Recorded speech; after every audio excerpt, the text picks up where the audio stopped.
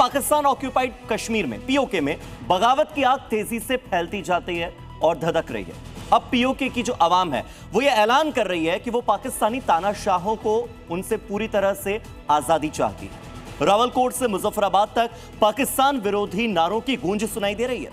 जेएसीसी जो है वहां पर पाकिस्तानी हुकूमत और पाकिस्तानी सेना को सीधी सीधी चेतावनी दे दी गई है। गिरफ्तार लोगों की रिहाई की मांग हो रही है।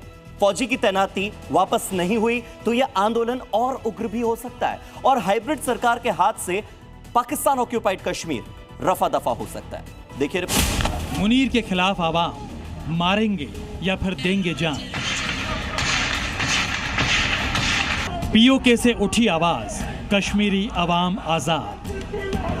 पूरा पाकिस्तान मुनीर की ज्यादतियों और शहबाज की नीतियों से परेशान है, लेकिन पाकिस्तान के कब्जे वाले कश्मीर से मुनीर और शहबाज की हाइब्रिड सरकार को ओपन चैलेंज दिया गया है। अपने हक और हुकूक की लड़ाई लड़ रही पीओके की जनता ने कह दिया है कि वो किसी तानाशाह को नहीं मानती और पीओके पूरी तरह आजाद है। शहबाज सरकार को ये आईना और मुनीर के मुंह पर यह तमाचा मारा है रावलकोट की आवाम ने। रावलकोट पाकिस्तान के कब्जे वाले कश्मीर का वही इलाका जहां पिछले कई हफ्तों से हजारों लोग सड़कों पर डटे हुए हैं। महिलाएं, युवा, बुजुर्ग, हर वर्ग का गुस्सा अब आजादी के आंदोलन में बदल चुका है।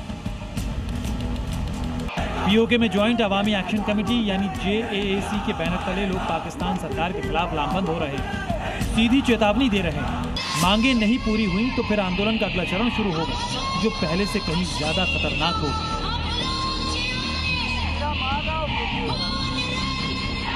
रावलकोट में बड़ी बड़ी रैलियां और प्रदर्शन हो रहे हैं। विशाल रैली में हजारों लोग पाकिस्तान विरोधी नारों के साथ अपनी आवाज बुलंद कर रहे हैं। खुद पर हो रहे जुल्मों के खिलाफ आखिरी जंग का ऐलान कर रहे हैं। पीओके की आवाम इल्जाम लगा रही है कि पाकिस्तानी सेना और रेंजर्स लगातार दमन कर रहे हैं। कार्यकर्ताओं को गिरफ्तार किया जा रहा है, घरों पर छापे मारे जा रहे हैं और पूरे इलाके को सैन्य छावनी में बदला जा रहा है। प्रदर्शनकारियों का आरोप है कि पिछले 3 हफ्तों में 1500 से ज्यादा लोगों को हिरासत में लिया गया।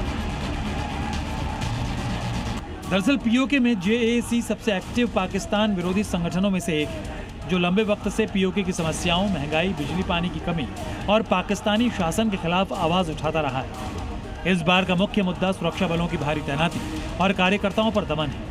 प्रदर्शनकारियों का कहना है कि पाकिस्तानी हुकूमत और फौज पीओके को अपने कब्जे में रखने के लिए दमन की नीति अपना रही है। सबसे बड़ी बात, अब आंदोलन सिर्फ आर्थिक मुद्दों तक सीमित नहीं है। रावलकोट से लेकर मुजफ्फराबाद तक एक नया नारा सुनाई दे रहा है, ये वतन हमारा है।